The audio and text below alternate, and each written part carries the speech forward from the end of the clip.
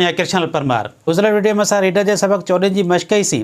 अॼु असां जेको सबक पढ़ण वञी रहिया आहियूं उहो आहे हिकु पुराणो बैत जंहिंजो उनवान आहे जो खीर पीए। खीर पीअण सां इंसानु सगारो थिए थो, सुहारो थिए थो ऐं अखियुनि जी रोशनी वधे थी। अचो त सबक खे पढ़ूं। सबक 15 जो खीर पीए बैत। जो खीर पीए सो वीर थिए। ॾंद ज़ोर वठनि सुठा सुहिणा लॻनि। अखियुनि जोति वधे ॾाढी सूंहं थिए।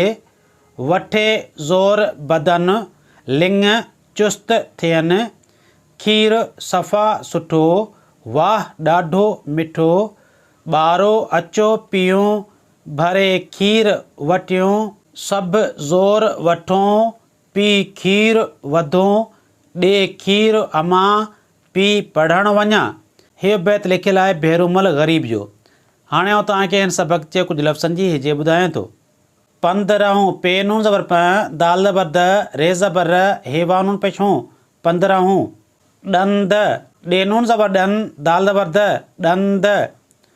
सुहिणा सीन पेश सो हे ज़ेर हे णे अलिफणा सुहिणा।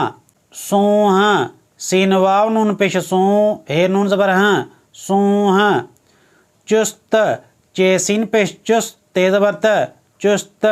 वटियूं वाव ज़बर व टे ज़ेर टे ये वानून पेश यूं वटियूं। वठूं वाव ज़बर व टे वानून पेश ठूं वठूं। वधूं वाव ज़बर व दाल वानून पेश दूं वधूं। अम्मा अलिफ ज़बर मीम अलिफ नून मां अम्मा। वाव ज़बर व ञे अलिफ नून ञा वञा। प्यारा शागिर्दो, अॼु असां रीडर जो सबक 15 पढ़ियो आहे। ईंदड़ वीडियो में असां हिन सबक जी मश्क कंदासीं। अॼु जी ही मुंहिंजी ठहियल वीडियो तव्हांखे कीअं लॻी? जेकॾहिं पसंदि अचे त लाइक शेयर ऐं कमेंट ज़रूरु कजो ऐं मुंहिंजे अंथार एजुकेशन यूट्यूब चैनल खे सब्सक्राइब कजो। महिरबानी।